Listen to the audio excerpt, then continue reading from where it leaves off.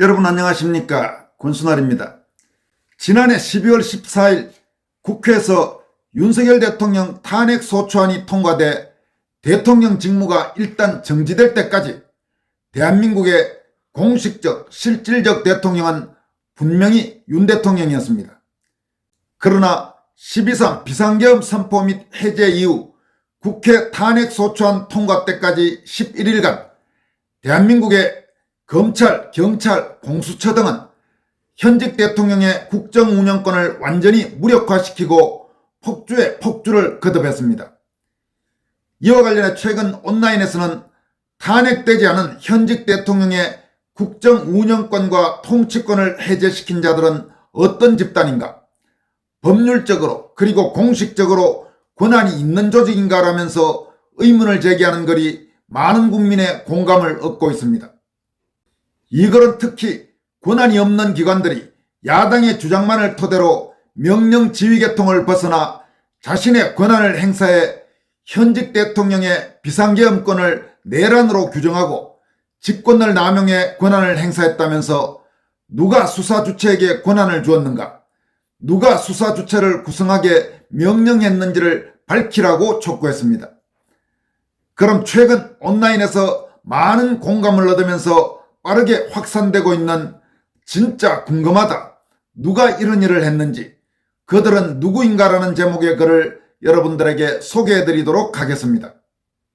진짜 궁금하다, 누가 이런 일을 했는지, 그들은 누구인가.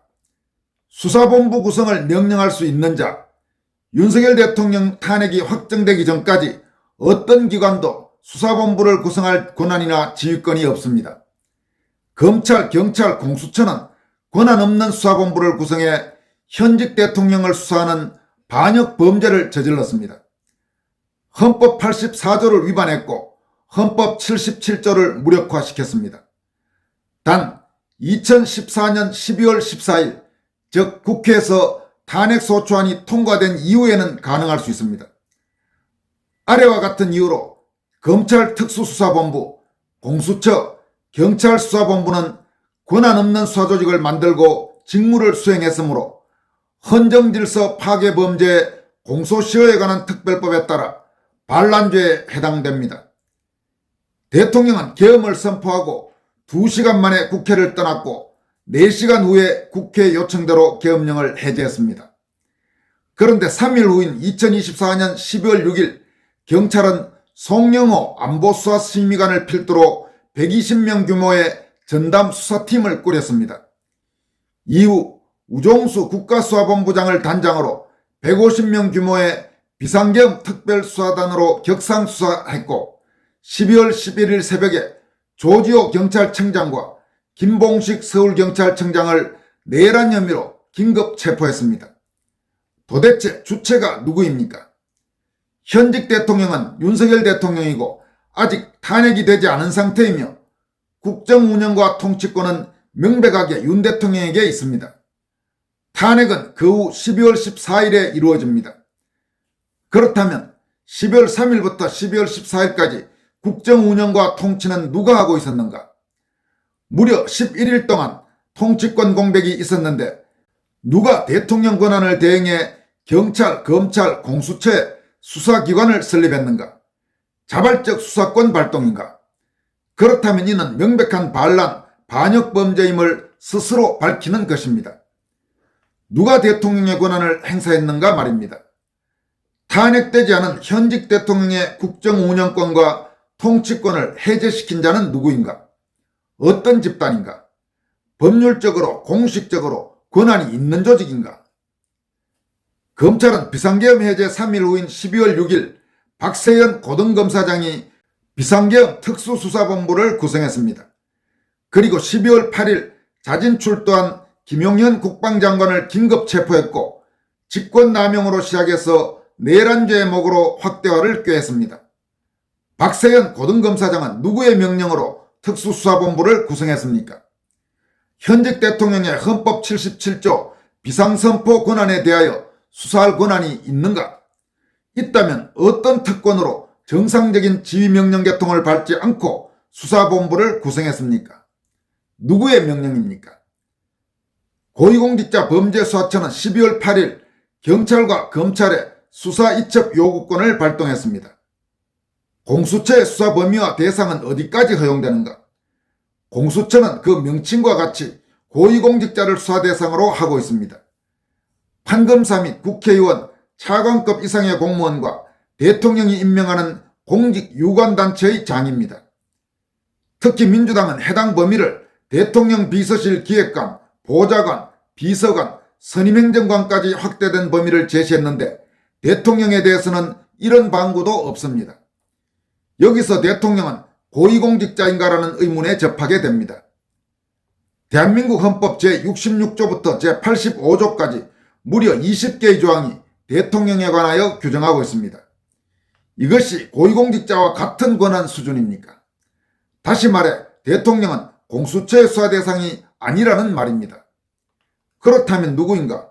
누가 현직 대통령보다 더 막강한 권한으로 최후 통치권인 헌법 77조와 헌법 84조를 깨고 수사기관들을 구성하고 국방장관을 비롯한 계엄군 사령관들을 구속 수사할 수 있는 자가 누구란 말입니까? 야당이 요청하면 수사기관을 설립해 현직 대통령을 수사할 수 있습니까? 공식 독립기관인 선거관리위원회입니까? 아니면 반란 반역을 획책하는 법조 사조직입니까? 현직 판사들의 사조직 우파 민사판례연구회, 좌파 우리법연구회 각각 200여 명의 조직원으로 구성되어 있으며 민사판례연구회는 46년 되었고 우리법연구회는 38년 되었습니다. 이제 다시 강력히 요청합니다. 누가 수사 주체에게 권한을 주었는가? 누가 수사 주체를 구성하게 명령했는가? 밝혀라. 우리 헌법은 대통령은 고위공직자가 아니라 대한민국의 통수권자로 특별한 권한을 국민으로부터 위임받아 행사합니다. 즉 고위공직자가 아니라 특별하게 헌법의 20개 개별 조항으로 권한과 의무 책임을 지명받고 국정 운영에 대한 통치권과 외국에 대하여 대표권을 국민으로부터 위임받은 국정 최고 책임자임을 국가 최상 법규인 헌법에서 규정하고 있는 것입니다. 권한이 없는 기관들이 야당의 주장만을 토대로 명령 지휘 계통을 벗어나 자신의 권한을 행사해 현직 대통령의 비상계엄권을 내란으로 규정하고 직권을 남용해 권한을 행사한 것은 과거 군부가 자기 통솔하에 있는 부대를 끌고 정상적인 지휘 계통을 벗어나 반란을 일으킨 것과 동일하지 않습니까? 검찰과 경찰, 공수처는 당장 내란 혐의 수사대를 해체하고 반란 반역자들을 처벌할 대통령 권한대행 산하 통합특수수사대를 구성 설립하고 반란 반역자를 수사하라. 김정은인가 이재명인가 이석기인가 법조 사조직인가 민노총인가 탄핵 중인 대통령을 구속 수사하겠다는 수사기관의 불법 자행을 조종하는 무소불위 권력을 휘두르는 그는 과연 누구일까? 대한민국 국민은 꼭 밝혀야 할 것이다. 이런 내용의 글입니다. 여러분 정말로 지난 비상계엄 선포 및 해제 이후 검찰, 경찰, 공수처 등이 보인 폭주는 분명히 철저히 점검하고 불법 행위가 있었다면 모두 사법 처리해야 됩니다. 저런 식으로 폭주하는 현직 대통령이 아직 국회에서 탄핵소추안이 통과되지도 않은 상태에서 완전히 자기들 마음대로 저런 식의 무슨 특별수사본부니 이런 것들을 구성해서 마구잡이로 제대로 아주 신중한 수사도 아니고 장관이나 혹은 군장성들을 그대로 구속시켜버린 저런 일들이 과연 합법적으로 이루어졌는지 아니면 불법적으로 이루어졌는지 철저하게 밝혀내야 할 것입니다. 이어서 얼마 전에 비상계엄이 없었다면 이런 제목의 글을 여러분들에게 소개해드렸고 꽤 많은 분들이 호응을 해주셨습니다만은 이번에는 12.3 계엄 이후 사회의 변화 이런 제목의 글이 지금 온라인에서 화제가 되고 있습니다. 내용은 다음과 같습니다. 12.3 계엄 이후 사회의 변화 1. 주류 언론의 신뢰도 완전히 추락 유튜버들의 실력과 지위 상승 2. 우파 국민의 각성과 단합 향후 단체 설립의 가시화 국힘 배제한 독자정당 설립 가능성 3. 김문수의 재발견과 오세훈, 홍준표의 얍삽함 입증 4. 국회 경찰, 검찰의 기회주의적 속성이 적나라하게 까발려졌고 이들의 불법적 체포, 영장 집행의 현장을 온 국민이 지켜보고 학습함. 5. 특히 그동안 신성시되어 오던 사법부와 헌법재판소의 썩어 빠진 속성과 좌편향, 엉터리 판결과 재판 진행을 목도. 우리법 하나회의 사법권력농단. 6. 정부기관 각층에 스며든 좌파 빨갱이들의 심각한 정치 편향. 7. 중공의 현실적 위협, 민주당은 말할 것 없고 언론과 국힘까지 중공도원에 놀아나고 있다는 것. 8. 썩어 빠진 선관위와 선거제도 개혁의 절실한 필요성. 9. 1987년 헌법의 종말과 개헌의 필요성을 전 국민이 실감. 10. 군 장성들의 오합지졸 모습. 여러분, 하나하나가 참 통렬한 지적이라고 할 수 있습니다. 이어서 다음과 같이 밝히고 있습니다. 11. 문재인에 의해 형해하던 국정원과 엉터리 공수처의 실체 파악. 12. 경향 각지에 숨어있던 의병들의 활약. 전한길, 그라운드씨, 김용원, 백지원, 서정욱 등등 헤아릴 수 없이 많음. 13. 우파 유력 인사들의 헛소리와 노망, 조갑제, 정규제 등. 14. 전라도의 각성. 15. 20대, 30대가 남성들을 위주로 하여 각성. 16. 민노총과 전교조는 빨갱이임을 다 알게 됨. 좌파들의 전향 시작. 17. 수많은 정치평론가들의 물갈이. 18. 기존 정치 담론의 몰락, 새로운 패러다임의 시대 도래. 19.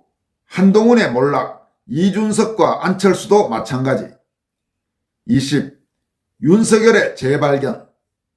21. 민주당 몰락의 가시화. 22. 이재명의 몰락. 위 사항들은 탄핵의 기각이나 인용 여부와 관계없이 이미 시작되었고 본격 궤도에 올랐다. 이 물결을 되돌릴 수는 없다. 이런 내용의 글입니다. 상당히 예리한 그런 내용이라고 할 수 있겠습니다. 지금까지 권순할TV였습니다. 고맙습니다.